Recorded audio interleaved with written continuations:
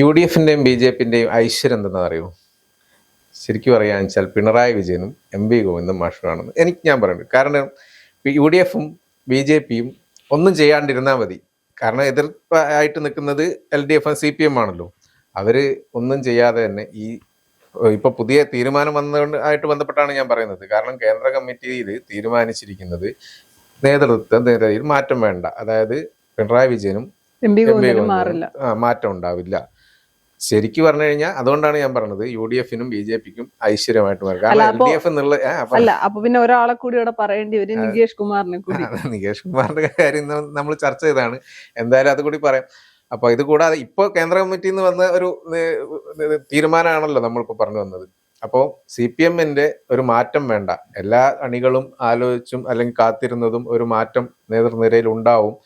കാരണം ഈ തോൽവിയിൽ നിന്ന് ഒരു കരകയറാൻ ഒരു അവസരം ഉണ്ടാവും എന്നൊക്കെയായിരുന്നു. പക്ഷേ കേന്ദ്ര കമ്മിറ്റി തീരുമാനത്തിൽ നമ്മൾ ഇന്നലെ തന്നെ പറഞ്ഞിട്ടുണ്ടായിരുന്നു വലിയ മാറ്റമൊന്നും ഉണ്ടാവാൻ സാധ്യതയില്ല. എന്തായാലും ഇങ്ങനെ തന്നെ മുന്നോട്ട് പോയാൽ എന്തായിരിക്കും അവസ്ഥ സി പി എം? അല്ല, ഞാൻ കരുതിയത് എം വി ഗോവിന്ദനെ കേന്ദ്ര കമ്മിറ്റിയിൽ ഒരു മാറ്റം ഉണ്ടാകുമെന്നല്ല, എന്നാൽ എം വി ഗോവിന്ദനെ മാറ്റാനുള്ള ഒരു നടപടി ഉണ്ടാകുമെന്ന് ഞാൻ പ്രതീക്ഷിച്ചിരുന്നു. കാര്യം ഇത്രത്തോളം പ്രതിഷേധ സ്വരങ്ങൾ ഉയരുമ്പോൾ പിണറായി വിജയനെ മാറ്റിയാൽ അവിടെ ആരെ കൊണ്ടുവരുമെന്നുള്ള ആശങ്ക ഇപ്പോഴും കേന്ദ്ര കമ്മിറ്റിക്കുള്ളത് കൊണ്ട് എം വി ഗോവിന്ദനെ മാറ്റുമെന്നൊരു പ്രതീക്ഷ എനിക്കുണ്ടായിരുന്നു. പക്ഷേ പ്രതീക്ഷകളെല്ലാം വിഫലമായി. ഇവർ രണ്ടുപേരും തന്നെയായിരിക്കും ഇനിയും നയിക്കുക. എൽ ഡി എഫിൽ ഇവർ രണ്ടുപേരല്ലാതെ മറ്റാര് എന്ന, അല്ലെങ്കിൽ സി പി എമ്മിൽ പിണറായി വിജയനും എം വി ഗോവിന്ദനും അല്ലാതെ മറ്റാര് എന്നൊരു ചോദ്യം നിലനിൽക്കുന്നുണ്ട്. മറ്റാരുമില്ലേ എന്ന ഒരു ചോദ്യവും നിലനിൽക്കുന്നുണ്ട്. മറുവശത്ത് ജനങ്ങൾക്ക് അല്ലെങ്കിൽ അണികൾക്കൊക്കെ നിരാശയായിരിക്കും ഈ ഒരു തീരുമാനമെന്നാണ് ഞാൻ വിശ്വസിക്കുന്നത്. കാര്യം ഏറ്റവും കൂടുതൽ എതിർസ്വരം ഉയർന്നു വന്നത് പിണറായി വിജയനും എം വി ഗോവിന്ദനും എതിരായിട്ടാണ്.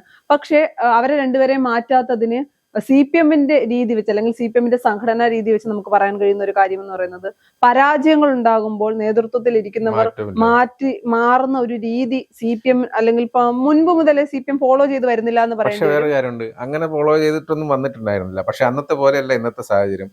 അന്ന് സി പി എമ്മിലെ നേതാക്കൾക്കെതിരെ ആരും ഒന്നും ശബ്ദിക്കാറില്ല, അണികൾക്ക് പ്രതിഷേധം അല്ലെങ്കിൽ രേഖപ്പെടുത്താറില്ല. ഇന്ന് അങ്ങനത്തെ അല്ലല്ലോ സാഹചര്യം. അതിനപ്പുറത്തേക്ക് മറ്റൊരു കാര്യമുണ്ട്. അന്നത്തെ നേതാക്കൾ എന്ന് പറയുന്നത് ഈ പറയുന്ന ഒരു ഏകാധിപത്യ രീതി ഉണ്ടായിരുന്നില്ല. അതിന് എല്ലാത്തിനും അപ്പുറം, നേതാക്കൾക്കപ്പുറം പാർട്ടി ഉണ്ടായിരുന്നു. ശക്തരായ പല നേതാക്കളും ഉണ്ടായിരുന്നു. മറുവശത്ത് ഇപ്പൊ ഇവിടെ പാർട്ടിക്ക് അപ്പുറത്തേക്ക് പിണറായി വിജയൻ എന്ന വ്യക്തി വളർന്നിരിക്കുന്നു. അദ്ദേഹത്തിന്റെ ഏകാധിപത്യ രീതി വളർന്നിരിക്കുന്നു. അതുകൊണ്ട് തന്നെയാണ് പ്രതിഷേധ സംസാരങ്ങളും സ്വരങ്ങളും പാർട്ടിയിൽ ഉയർന്നിട്ടുള്ളത്. അതുകൊണ്ടാണ് തോൽവിക്ക് കാരണവും ഇവരാണെന്ന് തന്നെയാണല്ലോ പറയുന്നത്. അതായത് പാർട്ടികൾക്കുള്ളിൽ തന്നെ, പാർട്ടിക്ക് അണികളുടെ ഇടയിൽ തന്നെ പറയുന്നത് ഇവരാണ് ഈ തോൽവിക്ക് കാരണമെന്ന് ഉയർന്നു വന്നു. അപ്പൊ അങ്ങനെയുള്ള സാഹചര്യത്തിൽ ഈ പാർട്ടിക്കെതിരെ ഒരു നടപടി എടുക്കണ്ടേ എന്നുള്ളതാണ് ചോദിക്കുന്നത്. അല്ല, ഇപ്പോ പാർട്ടിക്കെതിരെ അല്ലെങ്കിൽ നേതാക്കൾക്കെതിരെ നടപടി എടുക്കണ്ടേ എന്ന് ചോദിക്കുമ്പോൾ ഏറ്റവും സിമ്പിളായി സൈബർ ഹാൻഡിലുകളിൽ കിട്ടാൻ പോകുന്ന ഒരു മറുപടി എന്ന് പറയുന്നത്, ഇതിനു മുൻപ് പരാജയങ്ങൾ ഉണ്ടായിട്ടില്ലേ? അപ്പോ അന്നത്തെ നയനാർ മുഖ്യമന്ത്രിയായിരുന്ന സമയത്തുണ്ടായ പരാജയം, അന്നത്തെ പാർട്ടി സെക്രട്ടറി ആയിട്ടുള്ള പിണറായി വിജയൻ മാറിയിട്ടില്ല, നയനാർ രാജിവെച്ചിട്ടില്ല, പിന്നെ എന്തിനു മാറണം? കോൺഗ്രസിലാണ് അത്തരം ഒരു രീതിയുള്ളത്. അന്നൊക്കെ തോൽവി നയനാരുടെ കുറ്റം കൊണ്ടല്ലോ, അതല്ല പറയുന്നത്.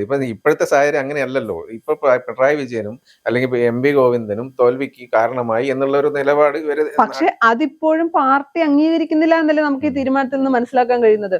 പാർട്ടി അത് അംഗീകരിക്കുകയായിരുന്നുവെങ്കിൽ പിണറായി വിജയനെ എം വി ഗോവിന്ദനെ മാറ്റണമായിരുന്നു. പാർട്ടി ഇപ്പോഴും പറയുന്നത് തെറ്റുപറ്റിയെന്ന് പാർട്ടി സമ്മതിക്കുന്നുണ്ട്. പക്ഷെ ആ തെറ്റ് തിരുത്താൻ പാർട്ടി തയ്യാറാണോ എന്ന് ചോദിച്ചാൽ അല്ല എന്ന് ഞാൻ വീണ്ടും ആവർത്തിച്ച് പറയും. തെറ്റ് തിരുത്താൻ പാർട്ടി തയ്യാറായിരുന്നെങ്കിൽ ഇത്തരമൊരു നിലപാടായിരുന്നില്ല പാർട്ടി എടുക്കേണ്ടിയിരുന്നത്. പ്രതിപക്ഷ നേതാവ് സ്ഥാനത്ത് നിന്ന് പിണറായി വിജയനെ മാറ്റിയാൽ മറ്റാര് എന്നൊരു ചോദ്യം നിലനിൽക്കുന്നുണ്ട്. അല്ലെങ്കിൽ പിണറായി വിജയൻ അല്ലാതെ മറ്റാര് സി പി എമ്മിനെ നയിക്കുമെന്ന ഒരു രീതിയിലേക്ക് പാർട്ടിയെ 10 വർഷം കൊണ്ട് പിണറായി വിജയൻ എത്തിച്ചു എന്ന് പറയേണ്ടി വരും. പക്ഷെ എം വി ഗോവിന്ദനെ മാറ്റാൻ പറ്റുമായിരുന്നു. അവിടെയും ഒരു മാറ്റത്തിന് തയ്യാറായിട്ടില്ല. മാറാൻ തയ്യാറാണ്, തിരുത്താൻ തയ്യാറാണെന്ന് പറയുമ്പോൾ പോലും ഞങ്ങൾ രണ്ടുപേരും മാറാതെയുള്ള തിരുത്തലുകൾ മതി എന്ന ഒരു നിലപാടായിരുന്നു പിണറായി വിജയൻ എം വി ഗോവിന്ദനെന്ന് നമ്മൾ ആവർത്തിച്ചപ്പോൾ അതേ നിലപാട് തന്നെയാണ് കേന്ദ്ര കമ്മിറ്റിയും പറയുന്നത്. എന്തായാലും ഒരു പ്രതീക്ഷ ഉണ്ടായിരുന്നു, സഖാക്കൾക്ക് ഒരു പ്രതീക്ഷ ഉണ്ടായിരുന്നു, എന്തെങ്കിലും ഒരു മാറ്റം വരുമെന്നോ അല്ലെങ്കിൽ ഇവർക്കെതിരെ നടപടി എടുക്കണമെന്നല്ല, ഒരു മാറ്റം വന്ന ഒരു പുതിയൊരു നേതൃത്വം വരിക, അതിൽ അത്രമാത്രമേ ആഗ്രഹിക്കുന്നുണ്ടാവുള്ളൂ. അതിലൊരു മാറ്റം വരുന്നതിലൂടെ പാർട്ടിക്ക് ഒരു ഉണർവുണ്ടാവും എന്നുള്ളതാണ് എല്ലാവരും ഒരു പ്രതീക്ഷിക്കുന്നത്. അതിന് മാത്രമേ ഉദ്ദേശിക്കുന്നുള്ളൂ. പക്ഷെ അങ്ങനെയുള്ള ഇതിൽ കേന്ദ്ര കമ്മിറ്റിയിൽ പറഞ്ഞിരിക്കുന്നത് ഇവരെ മാറ്റുന്നില്ല അതിനെപ്പറ്റി ചർച്ചയെ ചെയ്യണ്ട, മാറ്റുന്ന കാര്യത്തെ പറ്റി ചിന്തിക്കുകയേ വേണ്ട. പക്ഷെ അതേ സ്ഥാനത്ത് പാർട്ടി ജനങ്ങൾ, താഴെത്തട്ടിലുള്ള അണികൾ അല്ലെങ്കിൽ പ്രവർത്തകർ കൂടുതൽ നന്നായി ഇടപെടണം. കാരണം ആ ഇടപെടൽ കുറഞ്ഞത് കൊണ്ടാണ് പിന്നെ തോൽവി ഉണ്ടായെന്നുള്ള ഒരു വിലയിരുത്തലൊക്കെയാണല്ലോ നേതൃത്വം പറയുന്നത്. അല്ല, നേതൃത്വം മറ്റൊരു കാര്യം പറയുന്നുണ്ട്, അത് സത്യവുമായിരുന്നു. ഒരു ഓവർ കോൺഫിഡൻസ് ഉണ്ടായിരുന്നു തെരഞ്ഞെടുപ്പിന് നേരിടുമ്പോൾ. എങ്ങനെയായാലും ഞങ്ങൾ ജയിക്കുമെന്ന് നേതാക്കൾക്കായിരുന്നു ഉണ്ടായിരുന്നത് ആ ഒരു കോൺഫിഡൻസ്. നേതാക്കൾക്കുണ്ടായിരുന്നു. അണികളും പാർട്ടിയും തമ്മിൽ, അല്ലെങ്കിൽ അണികൾ പാർട്ടിയിലുണ്ട്, നേതാക്കളും അണികളും തമ്മിൽ ഒരു അകലം വന്നു. അതിനപ്പുറത്തേക്ക് ജനങ്ങളും പാർട്ടിയും തമ്മിൽ, CPM-ഉം ജനങ്ങളും തമ്മിൽ വലിയ രീതിയിലുള്ള ഒരു അകൽച്ചയുണ്ടായി. അതിന് പല കാരണങ്ങളാണ്. അതിലിപ്പോ സാധാരണക്കാരായ പ്രവർത്തകരെ, അണികളെ ഒന്നും പറയാനാകുന്നില്ല. പല വിഷയങ്ങളും ജനങ്ങൾ ചോദിക്കുമ്പോൾ അതിന് മറുപടി കൊടുക്കാൻ കഴിയാത്ത ഒരു അവസ്ഥയിലേക്ക് പാർട്ടിയെ കൊണ്ട് നേതാക്കൾ എത്തിച്ചു. അപ്പോൾ മറുപടി കൊടുക്കാൻ പറ്റാതെ വരുമ്പോൾ സ്വാഭാവികമായും പലരും വീട് കയറലുകൾ നിർത്തും, അല്ലെങ്കിൽ അവിടെ ഏറ്റവും ദേഷ്യപ്പെട്ട് മറുപടി കൊടുക്കണം. കാര്യം ഉത്തരമില്ലാതെ വരുമ്പോൾ നമ്മൾ ഒന്നുകിൽ മൗനമാവുക, അല്ലെങ്കിൽ പൊട്ടിത്തെറിക്കുക. അത്തരം രീതിയിലേക്ക് പോയത് നമ്മൾ തെരഞ്ഞെടുപ്പിന് മുമ്പും ഒക്കെ കണ്ടതാണ്. പക്ഷേ CPM-നും LDF-നും ഒരു ഓവർ കോൺഫിഡൻസ് ഉണ്ടായിരുന്നു. എന്ത് ചെയ്താലും ഞങ്ങൾ ജയിക്കും എന്നുള്ളത്. അത് തിരിഞ്ഞുകൊത്തി. പിന്നെ പല അഭിപ്രായങ്ങൾ വന്നു. പല സ്ഥലത്തും സ്ഥാനാർത്ഥികളുമായി ബന്ധപ്പെട്ട കാര്യങ്ങൾ, അല്ലെങ്കിൽ സ്ഥാനാർത്ഥി ചർച്ചകൾ വരുമ്പോൾ പല അഭിപ്രായങ്ങൾ വന്നു. അതൊന്നും പരിഗണിച്ചിട്ടില്ല. ഇപ്പൊ KK ശൈലജയെ മാറ്റേണ്ട ഒരു ആവശ്യം ഉണ്ടായിരുന്നില്ല.